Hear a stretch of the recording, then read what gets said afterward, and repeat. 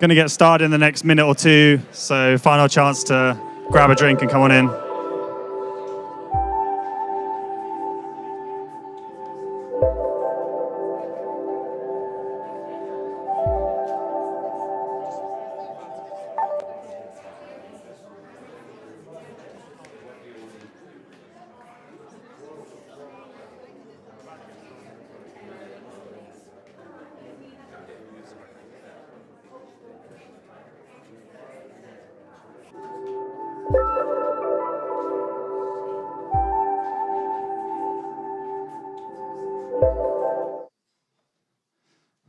Awesome. Thank you very much, guys. Welcome to ProductTank London, the March event. Thanks for coming along this Wednesday night. Some of you will be familiar with ProductTank. We are a global organization of monthly events run by product people for product people. And this is the schedule for tonight. Many of you, I'm sure, have been here before. We're going to start off with an hour of talks from 3 great speakers, followed by a Q&A. We're going to share a Slido link. You'll be able to submit questions throughout, and we'll ask kind of interactive Q&A afterwards. And then we'll finish with some networking and finishing up any food that's left over there. Cool. So we are actively looking for speakers for events this year. We have a QR code up there. If you go up there, grab that Google form and submit an application. We will consider you as a speaker for this year.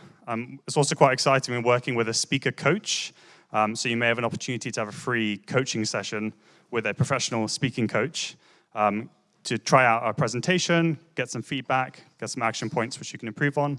And if it goes really well, and we think there's a really good match for the topic, then you'll be able to come join us on the stage at a future event this year.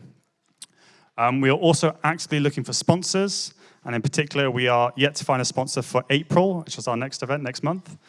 So if you have a company in London with an event space, please reach out to myself or James over there at some point this evening, and we can give you the details about how sponsorship works, all the benefits for you, benefits your organization for hosting. Cool. And we obviously came to us through Meetup, but we have a LinkedIn. If you follow us on LinkedIn, you'll get kind of more updates about coming up to the events and after events and extra events we do on the side. So I'm going to hand over to our sponsor, Kraken. Thank you very much for having us. This guy from Kraken.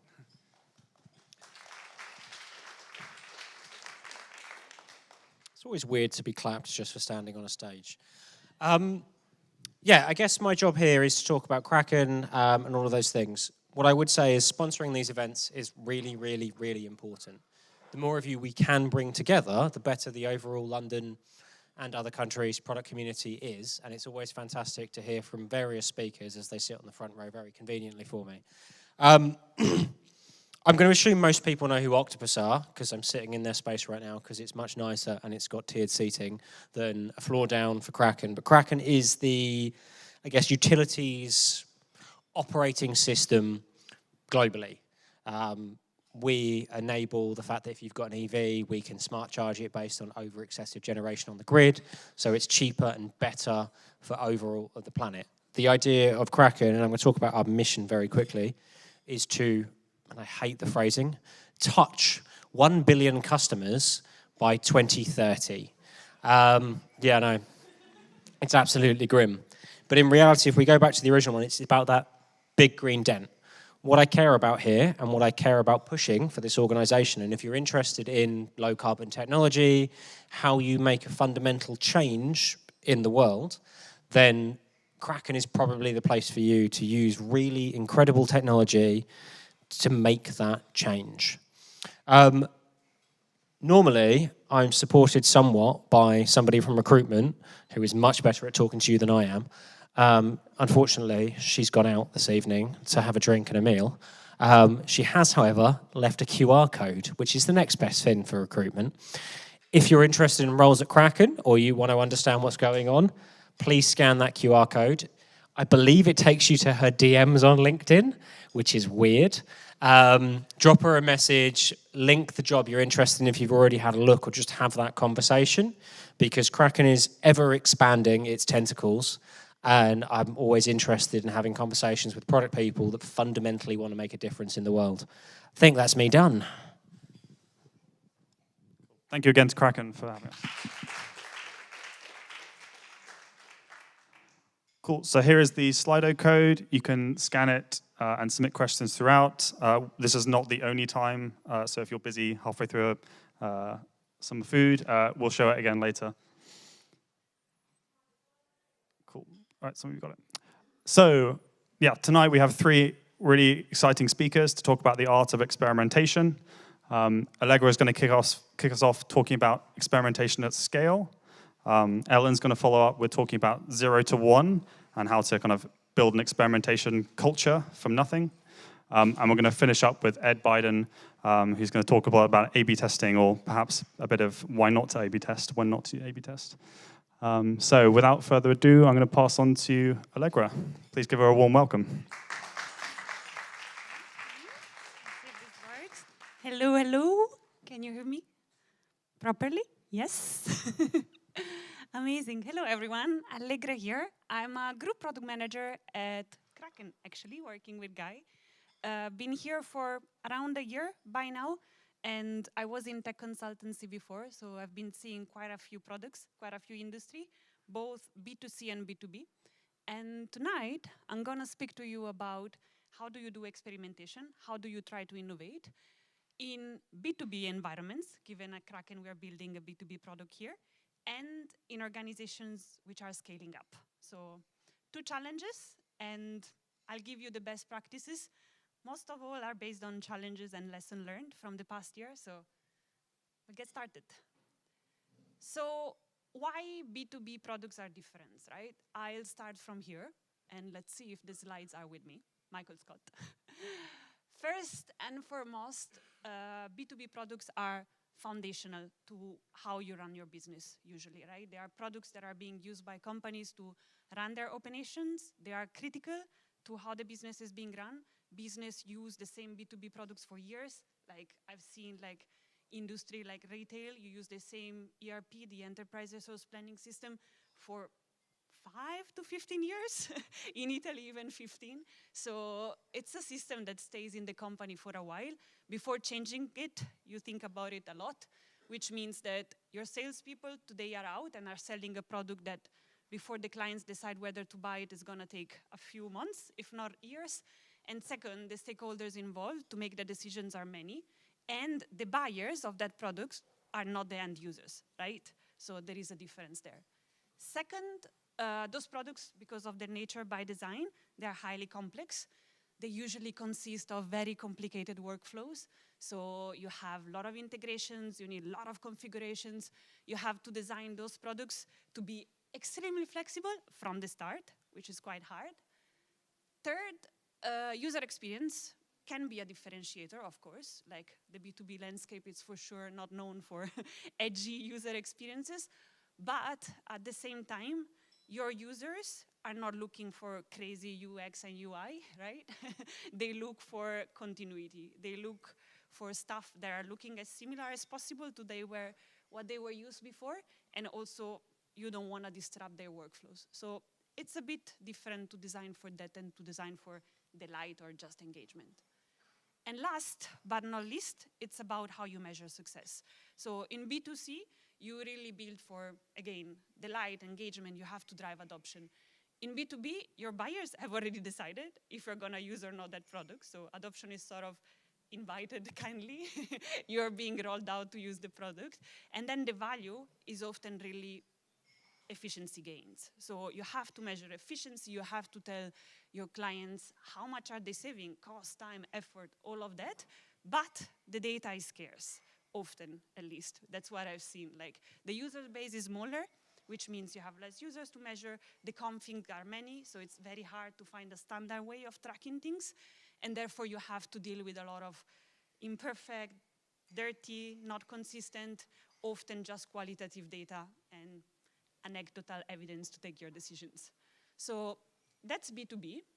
When you layer up the challenge of a company which is scaling up, which is what we are doing here at Kraken, the excitement is going beyond, right? So complexity grows. Not only you have a complex product at hand, you also have complexity all around, right?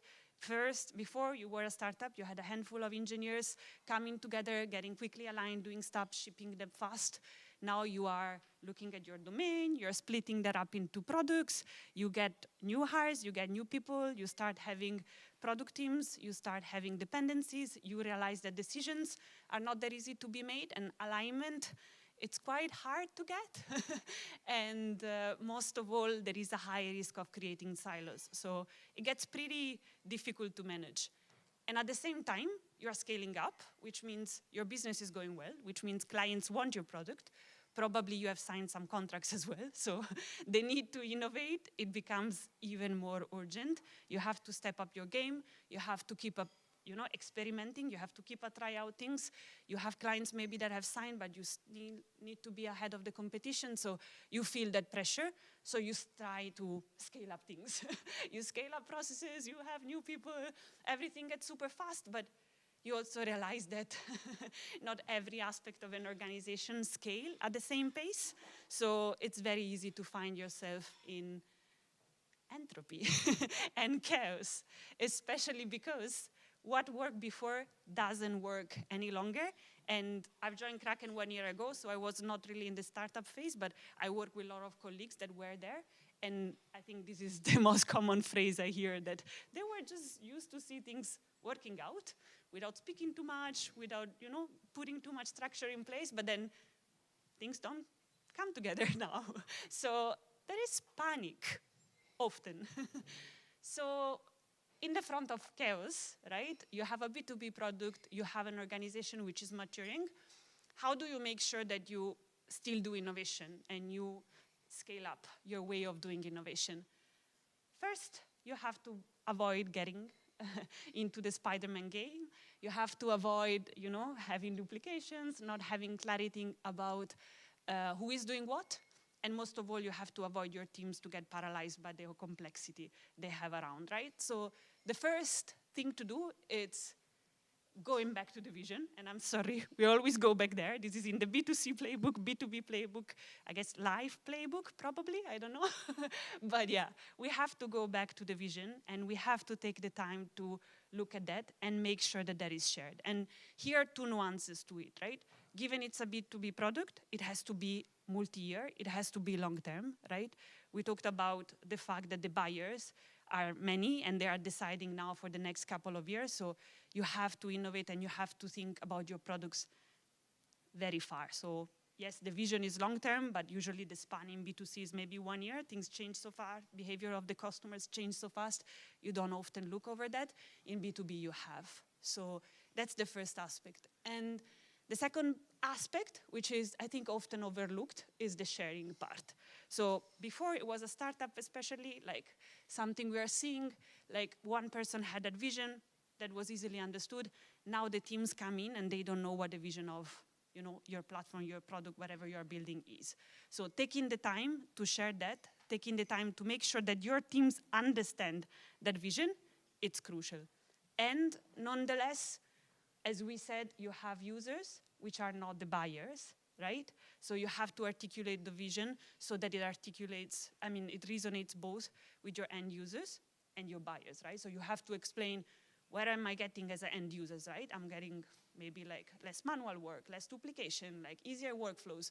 But as a buyer, what am I getting, right? I'm getting efficiency gains. I'm getting my operations and my business to be run in a way that will allow me to achieve my goals. So that's the first point. Then, easy peasy, you break it down. It's always that as well. But again, this is often overlooked as well, I feel, at least based on what I've seen. Like, you have a vision, you think you have everything, but the vision is not the full story. You have to break it down. You have to make it actionable. You have to tell your strategy as if it was a story. And each team needs to understand how their daily work connects back to the story, connects back to the vision, right? So you take the vision, you break it down, you prioritize ruthlessly. You decide what you are not going to do and what you're going to focus this year, like the next 3 months.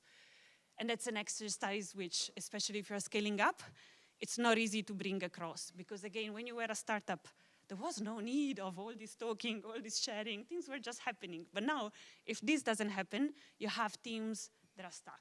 They go in analysis paralysis. They don't know how to move. Or worse, they start going in the wrong direction. And after 6 months, you find out that they were building the wrong thing.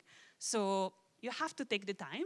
And as I said, you have to make your strategy very easy to talk about. So Michael Scott again, I think this is a game I play with my team, but we have to be able to just explain things in very easy terms. Again, B2B products are complex. Often they're very technical, most of their parts, so it's not that easy. But I think the key, and like really you are able to bring people along if you can explain in simple terms what your product is supposed to be doing and what you're trying to achieve. So now you've got your vision clear. You have broken it down. You're ready to get started, but you have to avoid the train crash before starting to experiment, right? So you are scaling up. Again, it's a B2B products. Clients are on your shoulders. You have signed contracts. So you're going to have one train, which is what you're already committed to, right? The BAU, things you have to keep going. And then you're going to have the innovation bit. You want to try out new things. You have seen new needs in the market. You think there is space for us to, you know, win maybe a niche which is not conquered yet. So you're going to have two trains, and you have to avoid them to crash. So again, very intentionally, I think some of those things are basic, but again, I think I've seen that they get easily lost in the mess of, you know, complexity. So again, I guess it's worth taking the time of making sure the teams understand that there are going to be two tracks. One track where you have delivery, which is going to deliver on the commitments that have already been set. And then you're going to have a track that is about experimentation, and then you can drive it as you want. But it's really like two separate areas. And often in B2B, you have to bring your clients along. So you can, not alone. You have to bring them along, right? So they have to understand that, first of all, you have to build a relationship with your clients where they trust you and where they understand that if you bring them along with you, they are going to benefit from it, right? So you have to make it clear for them why this is important for them and what they are going to get out of it. And then this is a chance for you to make sure that if you experiment on something, you're, you have them on your side, especially because experimentation in B2C, it might make you lose some engagement if it goes wrong. But in B2B, if it goes wrong, you might lose a contract. So you have to be quite careful there. So vision is done, broken down. You have two tracks now, delivery, experimentation. You are ready to go. But you have less data because you have less users. Also, you are scaling up. So you have less clients probably that have live environments, so you really have less data at hand and don't really have, a good base to run crazy analysis. So in this context, you really have to learn to do the most out of what you have. So you will for sure have the possibility to get user insights, and that's where you probably need to start, right? To build hypothesis-driven experiment. So you get what you have, even if it's imperfect. You make sure that as an organization and as a team, if you're experimenting in your team, you are clear on what you're going to test, what are the hypotheses you are trying to validate, what are you going to do with the results? Because that's another thing, right? I've seen teams that try to do stuff because we know that there is a need and we want to try it out, but then they don't know how to learn, what to do in case they learn that the thing doesn't work. And then I've seen things that kept going, even if they had clearly failed, but no one really decided that they were going to stop it, right, if it was going to fail. So I think be very clear on what you're going to do with the results, whether you are ready to let things go and whether you are ready to embrace learning. And then you have to keep your product teams close to the users. Again, it's not that easy in B2B, so the relationship with the client is key. The relationship with sales, it's pretty much as important. They are a good proxy often. They have a good visibility and they can bring you along. So finding ways of having the product managers exposed, and also product managers not only of the team experimenting possibly, but also of the other teams. Because again, in B2B, everything is so interrelated that, every journey possibly goes cross-product, right? So you have to make it familiar. So you have to make it visible, like in terms of what you're experimenting. You have to involve the other teams, and then you have to stay close to the users.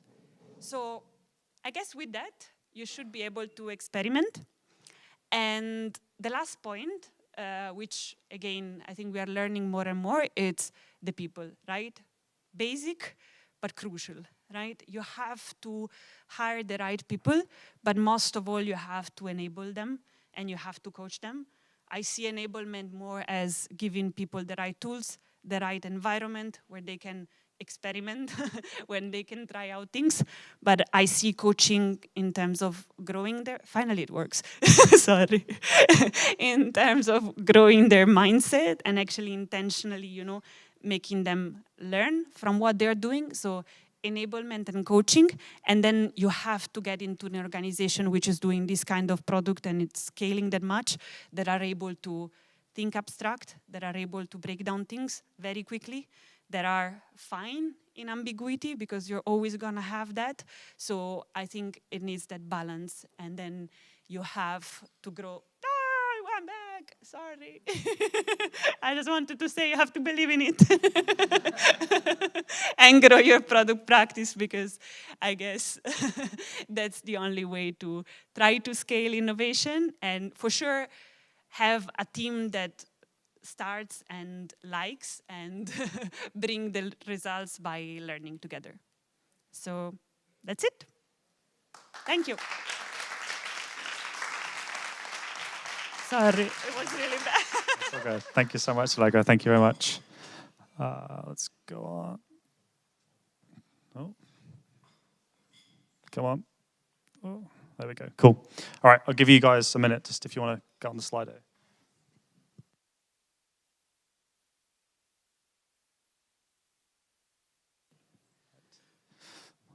Awesome. All right, anyone else? A few people still scanning. Cool. All right, we'll show it one more time after the following talk. So I'm going to head on. Cool. So yeah, please give a warm welcome to our second speaker, Ellen.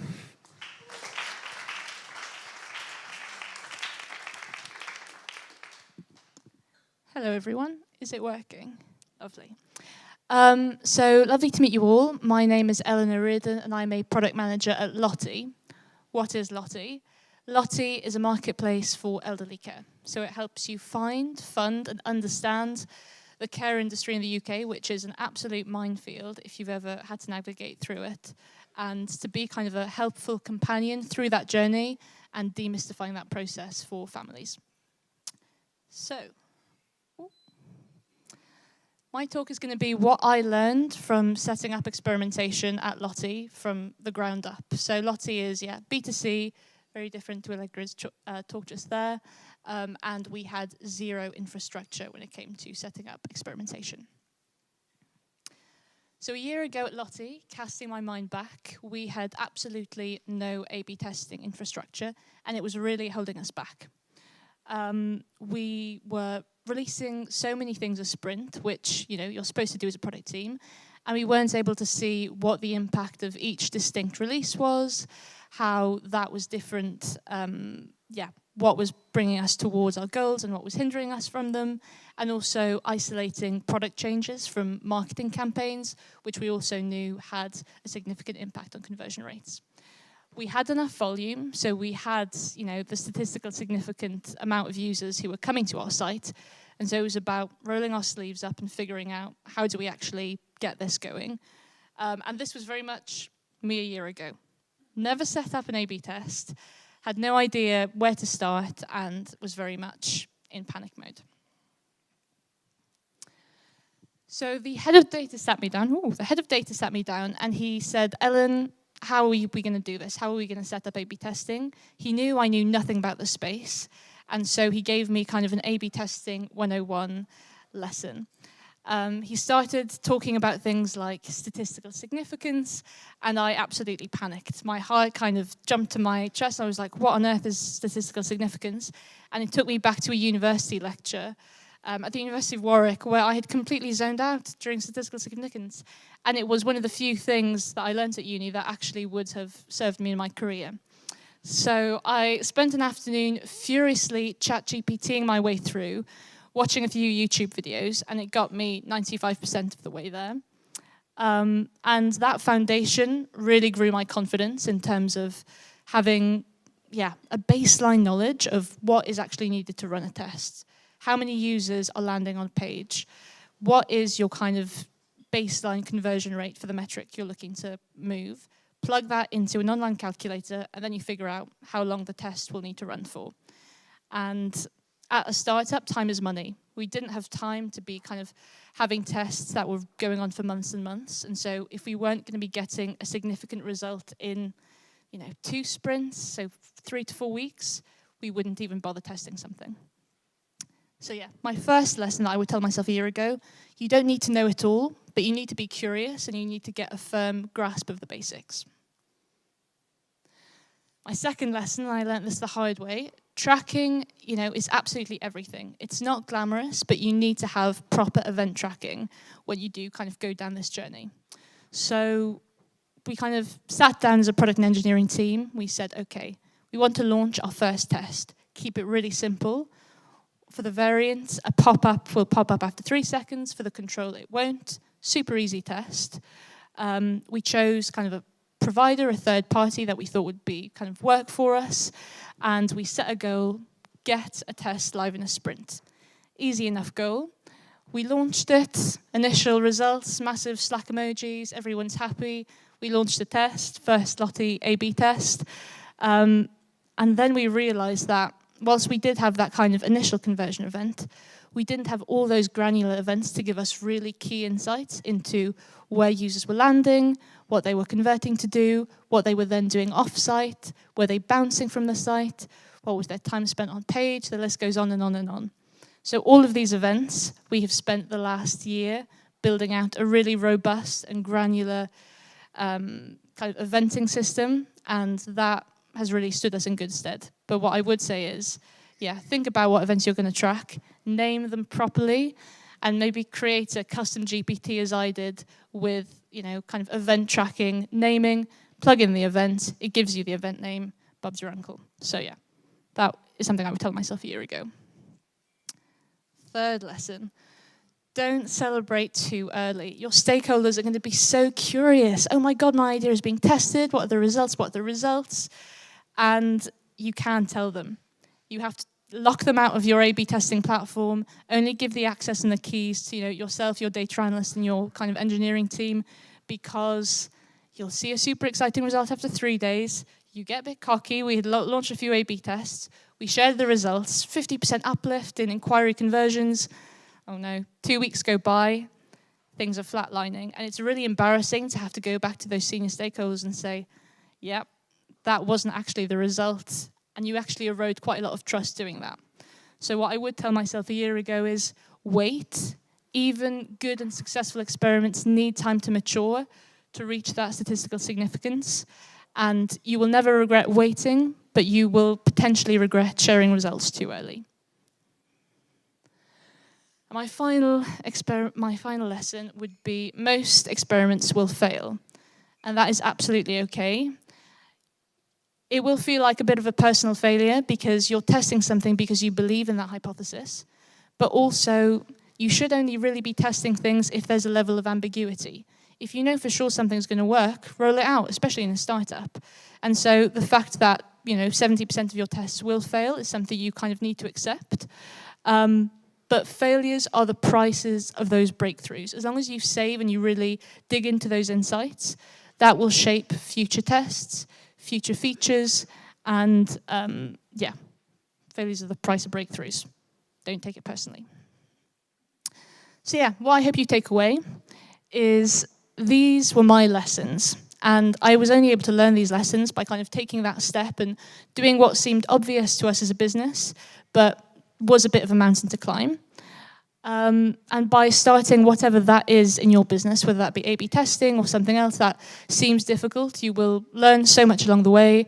You won't regret trying. As with anything in your career, the only failure is not giving it a go. And that's what I was able to do at Lottie.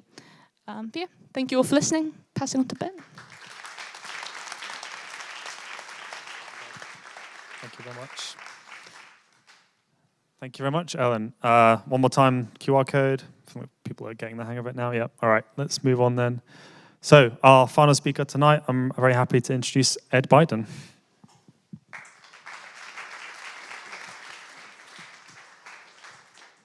Hey everyone. Hello. Hi. Yeah, I'm Ed Biden. I'm the one of the co-founders of Hustle Badger. Let me do a quick brand awareness check. How many people have heard of Hustle Badger? Maybe half of you. Okay. So Hustle Badger, very quickly, is effectively like a knowledge base for product managers. If you don't want to ask ChatGPT or you want slightly better answers from people who've actually been a product manager, then you can sign up to Hustle Badger, and we've got a bunch of stuff. And so I'm going to talk about A/B testing, which is one of the areas we've just covered, which was why I got asked to come here, I guess. Personally, I've worked at scale-ups like Depop, FutureLearn, and held various kind of product leadership roles up to CPTO. So yeah, that's me as well. So A/B tests are great, as everyone's just told us, as Ellen and Allegra have just told us. They're great for making data-driven decisions, for kind of removing bias, for moving quickly, for controlling your rollouts. I'm not going to tell you all of the kind of great things there are about A/B tests and go over that ground again. Because I overjumped there a bit. Let me see if I can go back. No. There was a sad cat. So sometimes A/B tests aren't great. And I'm going to talk about some of the times they're not great, some of the ways you can double down on sort of quantitative statistical testing, and some of the ways you can kind of get a, quantitative testing that isn't quite as statistically significant as A/B testing. And, oh, there we go, sad cat is back. Why would you do that? I feel like when I was doing product management, I don't know, 6, 7 years, I kind of lose perspective now. 6 years ago, 10 years ago, like A/B testing was the thing. If you weren't doing A/B testing, you were nothing. And now I feel like the pendulum has swung a little bit back the other way to Mr. Chesky over here. Is he gonna come up? Where am I? Am I pointing at, who am I?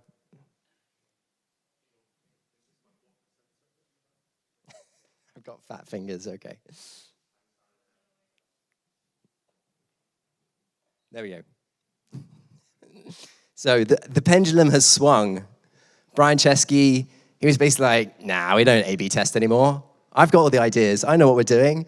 And it's not quite true, right? Like they do A/B test stuff, but at Airbnb, but they make sure they've got a very strong hypothesis, that they back it up with qualitative research as well. So speaking to users and things like this.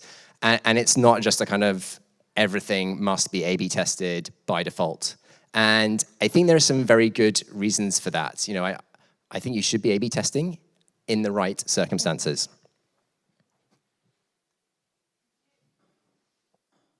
So I'm going to go through some of the reasons you wouldn't want to A/B test. We talked about the great reasons you should be. Why might you not want to A/B test? So firstly, it can be really expensive.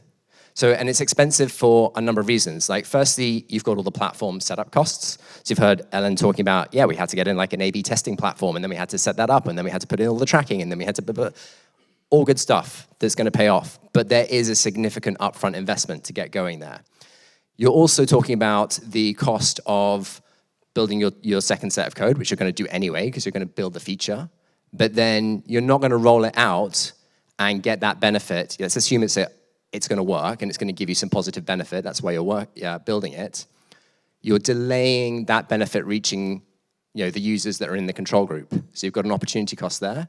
And then you've got to take out all your tracking code. You've got to kind of go and clean up the code base. So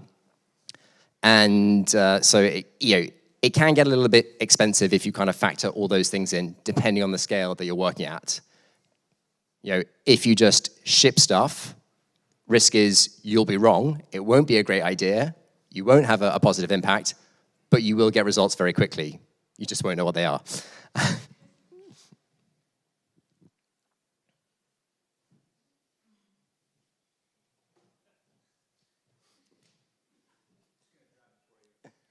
Thanks. Thanks, James.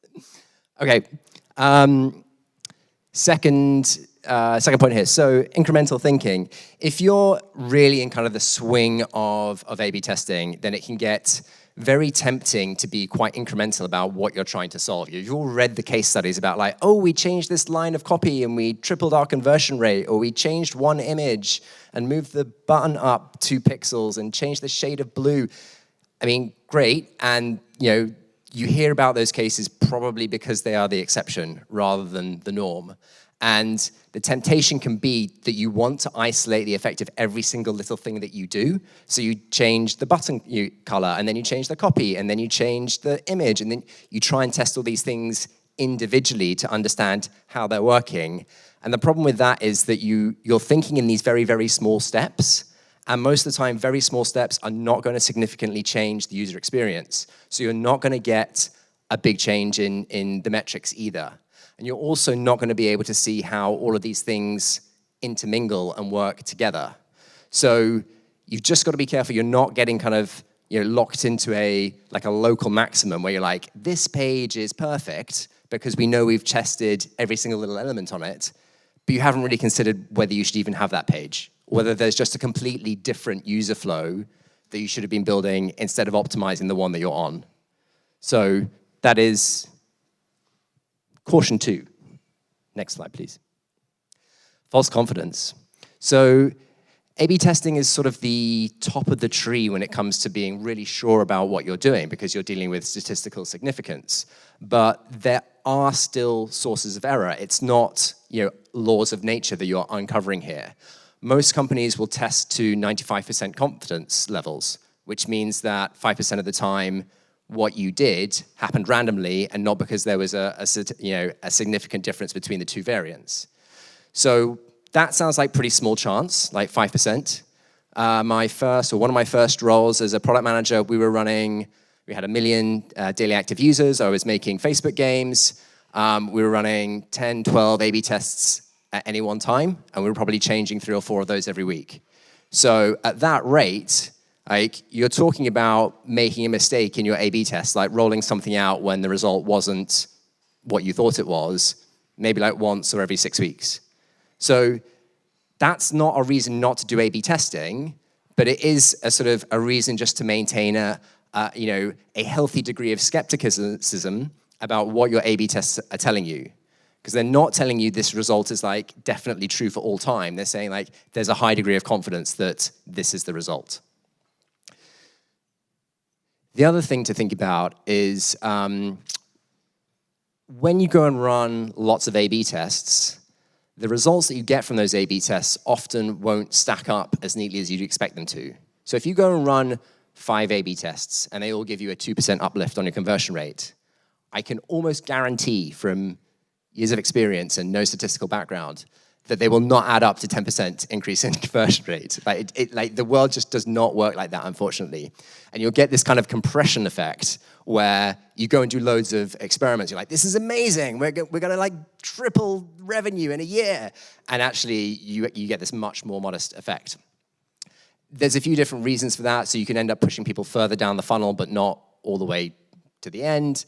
You have kind of recency biases where when you launch something new, you often see a bigger impact than you do long term because the effect wears off and other things like that. So this happened to me at Depop, where I was very proud of the product team. We kept rolling out A/B tests that kept working, and the CEO was really pissed off because she came to me and she's like, look, I'm looking at the business metrics and they're not moving, so what are you doing?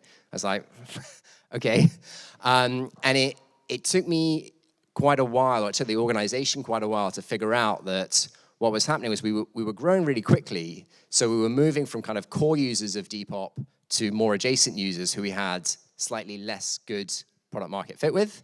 Because we had less good product market fit, they were worse performing cohorts, and so we were effectively swimming upstream against, every cohort that came into the business was worse, but the product was getting better at the same time. So you had these two effects working in opposite directions. And so even then, if we were just kind of holding the product metrics where they were, that was actually pretty good. But, you need some pretty robust statistical analysis to prove that to a CEO who's just looking at the top line, right? And be like, why am I spending all this money on the product team? I'll talk about what the solution was as well. So a few kind of thoughts here on when you should lean into, I call them controlled experiments. So controlled experiments would be A/B tests, multivariate tests, A, B, C, D, E tests, and holdout groups, which I'll talk a little bit more about. And when you should kind of think about, maybe this is like not, A/B testing is probably not the right technique for us, or we should, definitely use it in conjunction with a load of other things. So traffic, you've got to have enough traffic to get results quickly. You don't want that kind of lag of you running the test to be too long, and you want your significance fairly soon. Capability, so this has got to be something that you've already got internally, or it is the right time to build it. So at Lottie, it sounds like it was the right time to build it. At Depop, it was the right time to build it. But you just need to acknowledge that if you haven't done any A/B tests before, then running your first one is going to be, and only one is going to be an expensive process. Internal culture, you've got to have a culture that supports that kind of level of data-driven decision-making and is going to respect the results and take value from what the results are saying, and not just kind of go like, well, the A/B test said this, but I really like the blue button, so maybe just the blue button. It does happen quite a lot. It helps when you've got a lot of downside, or it makes more sense when if you change something and you're not right, you're not just kind of ending up with a neutral result, like, you change your pop-up and does it make people convert or go to the next stage? Maybe, maybe not.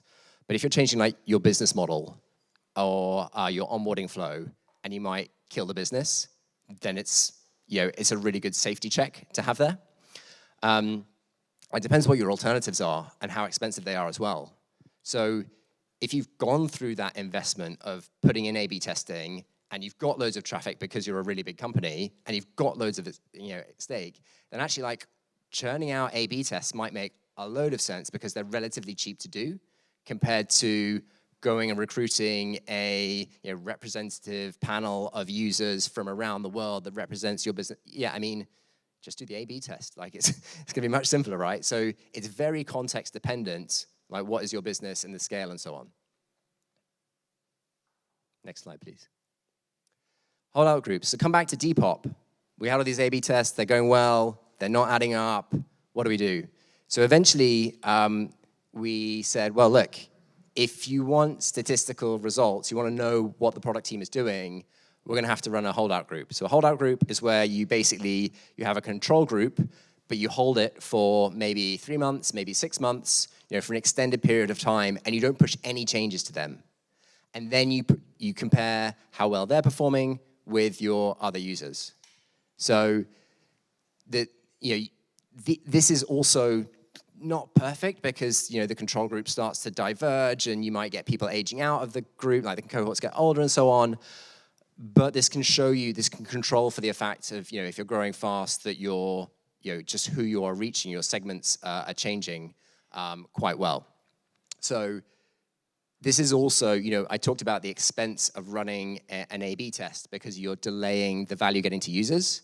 If you're doing a holdout group with 10% of your users for 6 months, like that might make a real difference to what are the improvements you're going to see. So that starts to become quite a significant cost. But if your company culture or the stakes demand it, that might be worth paying that price. That's it. So that's if you want to double down on A/B testing, basically. Next slide, please. If you don't want to go down A/B testing route, and you don't want any of this, chatting to users, qualitative, fuzzy stuff, there are a few options that are sort of not statistical, but will give you some data. I've probably left a few out here, but here are some I'm going to talk about. So first one, top left, market testing. So you can roll things out to one market or another market and compare the difference. And ideally, you're going to kind of like pair up your markets, and so you've got, roughly equal ones, or you've got roughly equal effects on each one. You can do a similar sort of thing if you're splitting testing between different platforms, iOS, Android, web even. Obviously web experience is different from mobile, so less good. But I've been at several startups where we had more mobile engineers on one team, on the iOS side or the Android side, depending on the company. And so we effectively used that as an opportunity to run all the tests on that platform. And then we'd have the other team that had fewer engineers just because of hiring. Or, we got 3 engineers on this one and 4 on that one, okay? It's only one person, but it's like 30% capacity difference. You run all your tests on one platform, and then you just ship them across to the other one. So you can start to do things like that, or you can try slightly different design patterns on different platforms and see how they perform. At the top right here, SEO testing. So if you're testing things for, this is a kind of a special case because if you're trying to improve your SEO, A/B testing doesn't work basically because you're trying to change where you appear in Google's ranking, or increasingly where you appear in ChatGPT's ranking, right? Do you get mentioned, right? But you don't control that experience. It's not your product. So how do you determine whether a change you make on your site is going to give you the results that you want? Well, you divide up your pages, say your landing pages, and you say, right, we'll change this half, but not that half. So we're not splitting, making a difference to users coming onto the page, where users coming onto the same page, user A gets one experience, user B gets another experience. You're saying, hey, we're going to change 2 similar pages, and we're going to see how they perform next to each other. So that's kind of a little cunning one I quite like. Bottom left, pre and post analysis. This is the kind of classic, we shipped a thing, let's go and look at the dashboard. Has the line moved? That's your kind of fallback, right? I think really important to think about, everyone does this, but it's good to kind of benchmark or align with your company. Is that allowed? Is that reasonable analysis? How much other stuff do you need to back that up for that to be credible at a leadership level discussion or a board level discussion? Some companies will be totally fine with that because they're B2C, B2B, they don't have, there are no alternatives.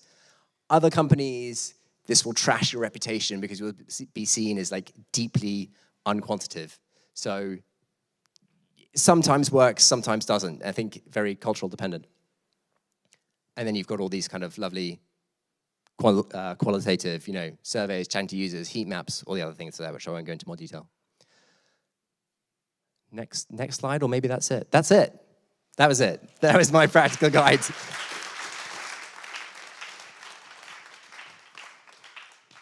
Awesome. Thank you very much, Ed.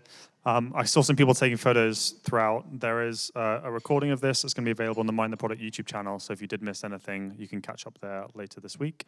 We're going to move on to a break, so please finish up the drinks, finish up some food, and we'll meet back here at 8 o'clock for the Q&A.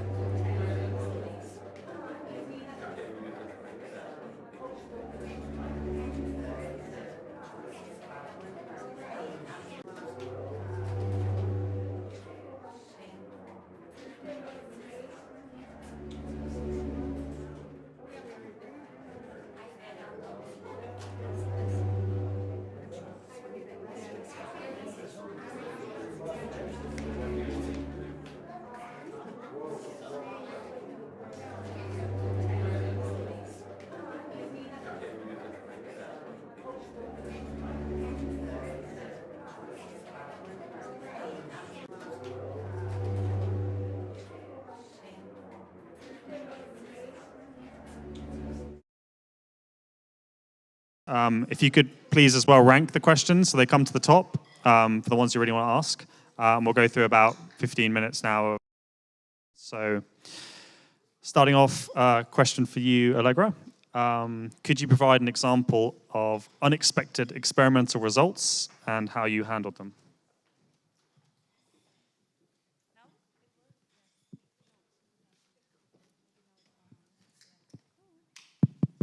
Hello? Yes. Okay, so one experiment that had unexpected results and how we handled them. So I think the first example that comes to my mind is a recent one that was not really designed as an experiment, but it actually was. So there was an hypothesis and we built something for it that was for one of our clients that we call early adopter, like some of those that are working closely with us to test out things. And we just rolled that out, like we built like kind of a proof of concept kind of thing. And then the moment the client started using that, actually like so many issues emerged that were not into our products. And I think the team was not really expecting that. And I think the issues and the hypotheses were not proven not only for our products, but for those other products as well. And we made the mistake of letting that go, like for a while, like rolling, keep bringing user on board. So first it was just a few and then a few more were added. And yeah, in that case, I think just at some point after a few months, we kind of step in to take the courage to say that, you know, the issues could not be fixed and actually the hypothesis had not been proven in that case. So it was just that we had built the wrong thing and we didn't really have the courage to say that it was the wrong thing and it had to be rethought more organically with some of the other products that were involved. So yeah, I guess that was a recent example. Makes sense, yeah.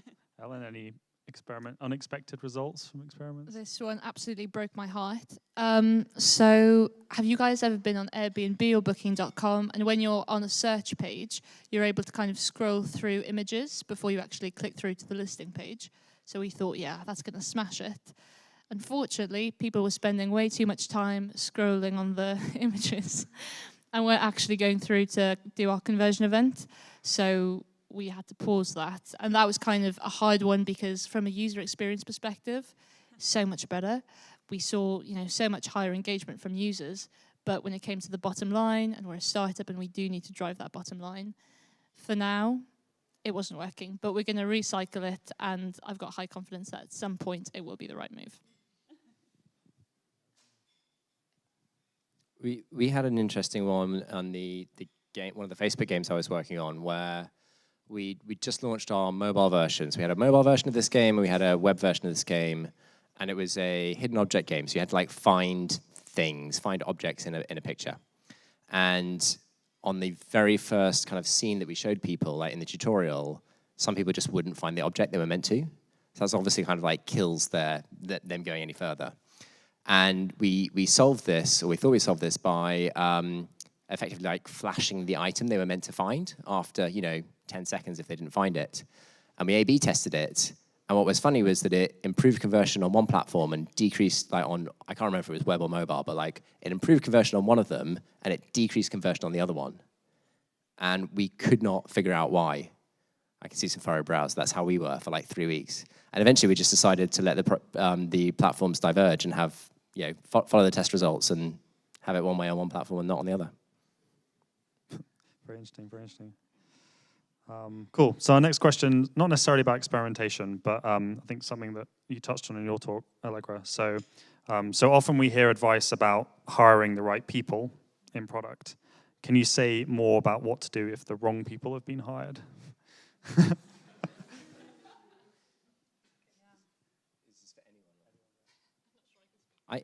So I've been brought into a couple of product organizations where I've been briefed by the CEO, whoever's hiring me, that I needed to change the entire product organization. They were like, don't worry about the existing product team, blank slate, get rid of anyone you don't like. I'm like, okay, bold. And having kind of like chatted to the team, put in some processes, clarified what the strategy is meant to be, I've ended up like maybe a couple of people have left out of a team of 20. So yeah, sometimes you do have to change people because they're not the right fit. But you should really check like the process and the culture and like the environment people are in as well, because I feel like product managers are only as good, they're as good as, it's like product person, times environment equals performance. So you can change the person, but if the environment is broken, you're never going to get good performance. And fixing the environment is faster and therefore cheaper and also more kind of kind. So yeah, I do that. That's my story. Sensible advice, yes. Cool. Back onto experimentation then, Ellen. What does the experimentation process look like now at Lottie, and what do you wish you could still improve on the process? So it's not perfect by any means. Currently the process is we have an idea, we decide, do we want to test this or do we just want to roll it out? If we do want to test this, then we figure out, is it like, do we need designs for it, or can we just kind of makeshift designs as product and engineering? And then we use PostHog, which is our platform. You can speak to me afterwards about whether I would recommend that, but yeah, that's the platform that we use. We then, set up the test, control variant, set our kind of primary metrics and some secondary metrics that we want to track, launch it, send a comms message, tell no one to peek. I will always peek because I have no self-control.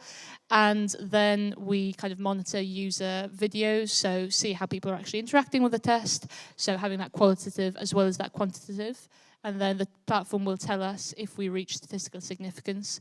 And as and when we do that, then we communicate the insights that we gathered and what decision we want to make off the back of that, if we want to have further tests or if we want to kind of cut our losses.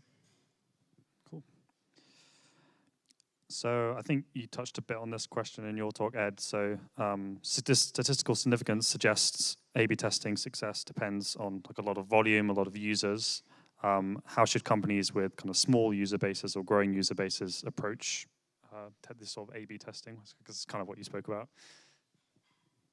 I mean, if you don't have the volume, then you can't A/B test, right? So, I mean, well, you can, but you need to accept that the results are not going to have that kind of statistical significance at a kind of 1 in 20 level, but they might have it in a kind of much lower confidence level. So you can test that kind of like 1 in 5 confidence level, like 80%, right? And you can just run the two variants, and even if the results are not statistically significant, just see if there's a difference.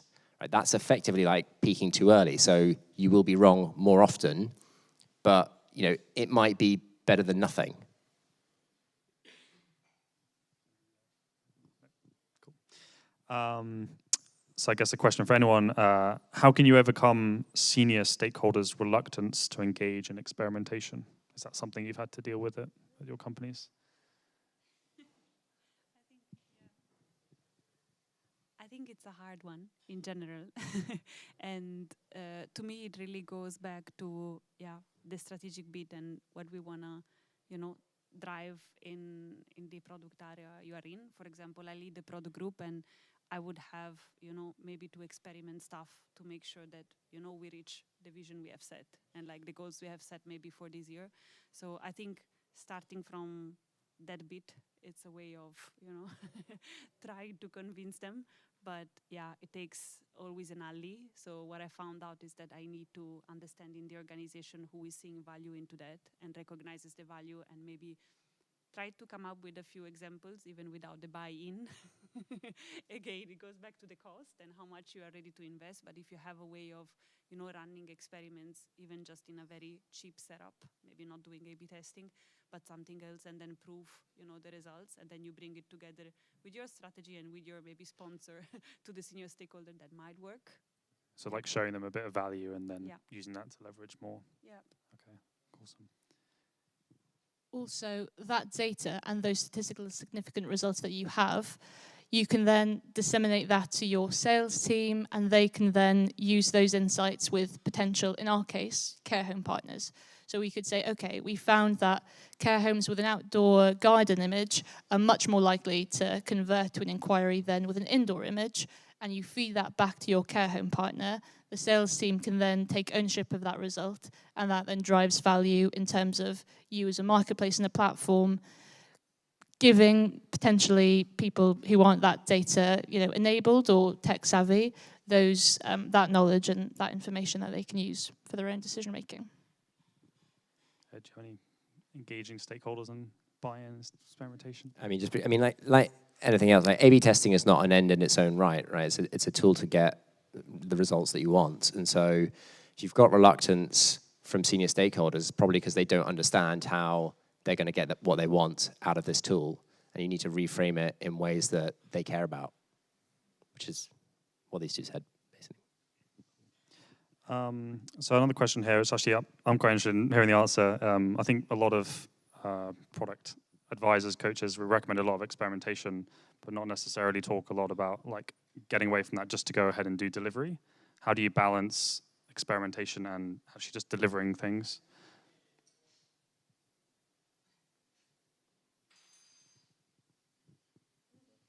I mean, A/B testing, I can't remember which one of you mentioned it, but you said like, there should be a degree of uncertainty, because if there's no uncertainty, like, if the decision's made, you don't run the A/B test, you just kind of get cracking. So I think, there are lots of things in tech organizations where there'll be a strategic decision because the CEO and the CRO had a conversation and looked at the market, blah, and have done their own, strategic analysis and decided that something needs to happen. And that's fine, right? And product has its part to play in those kinds of projects. But in that case, you shouldn't be A/B testing things to see if it's a good idea, because that's not your job. Like, that decision has been made. Your job is to get behind it and make it happen as fast as possible.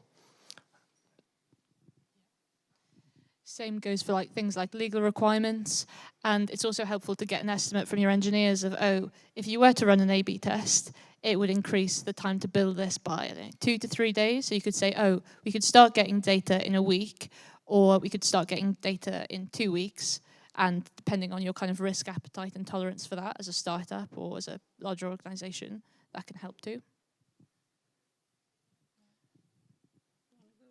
I've got another question. Okay. You can go for it. I just want to say that, like, for example, in our product organization, I think we have identified a couple of areas of our platform where experimentation is required, because a lot of it's an energy utility operating system, right? So a lot of stuff is just billing and like complying with regulations. So it's like really stuff that you just have to make it happen. But there are areas where we might differentiate from our competitors, for example. So we have identified those, and those are the ones that we prioritize for experiments, for example.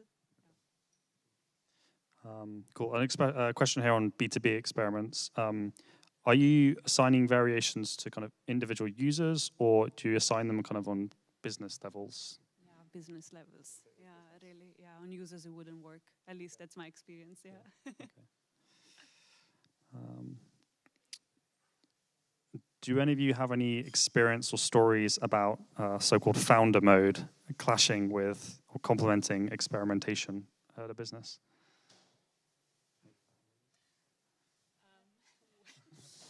Tricky one. Yes, I would say. But having a few kind of winning experiments under our belt helped kind of get that founder buy-in. So yeah, there was some initial kind of reticence, similar with even things like kind of user interviews, but kind of showing the value, showing that we're shipping stuff that is actually increasing that top line, as Ed mentioned, even though we also saw something similar where it wasn't increasing it to the level that we would expect, because kind of, helped validate that. But yeah, sometimes, especially in a startup, the founder says you've got to do something and you do it, and then you can do pre-post analysis as well on that. So when I was at Depop, I clashed quite a lot with the CEO, and was always having, trying to teach her how to do better product management, and getting very upset when she didn't believe me or didn't do what I wanted her to do, or didn't let me, do what I wanted to do rather. And I thought, she was just wrong basically for quite a lot of the time, and it took her to hire in like several executives above me for me to realize it was just me having really poor stakeholder management skills, because they were really good at getting what they wanted. And what they did was just framed everything in terms that, she was on board with. And I was like, oh, yeah, that's how you deal with CEOs. It's like, you don't kind of convince them they're wrong. They don't want to hear that. You convince them they're right, and you've got a better way for them to do it, which is your way. So yeah, I learned a lot kind of like watching other people effectively say like, yes and to CEOs, rather than no but. All right, we've got one final question, which maybe you can all contribute some thoughts on. Super topical. How will AI change the way product teams experiment?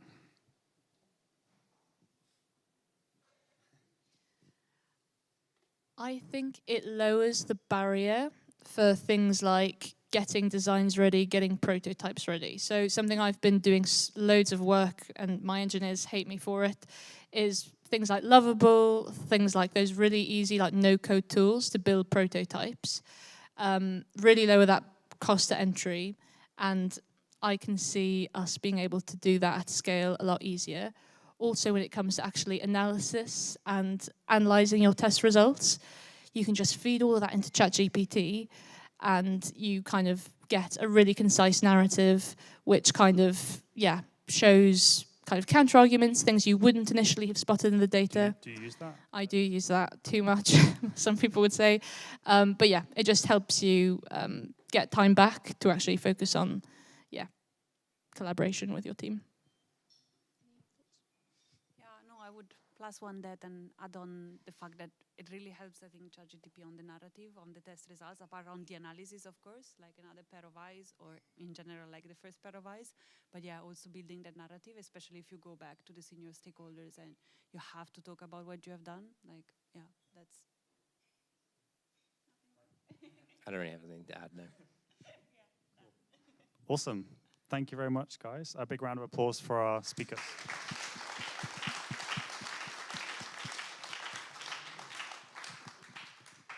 Hey everyone, I'm Kunal. I'm one of the ProductTank organizers here as well. So yeah, big thank you for all of you for attending today and the speakers as well. Just one short announcement. So you guys know Alex, he hosted our event today, and I'm sure you guys will agree it's a great event. Alex has been with ProductTank for around 2 years, has driven significant impact, and I'm sure you've seen him in past events, but he's now decided to move on to future endeavors and he's moving countries. So today is his last ProductTank London event. So on behalf of the entire team, the entire community and everyone watching it online, I want to say a big thank you to Alex for all his contributions to ProductTank, and I'm sure we all will wish him the very best for all his future endeavors. Thank you, Alex.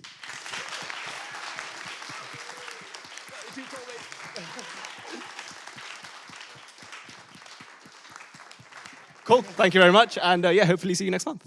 Thanks all.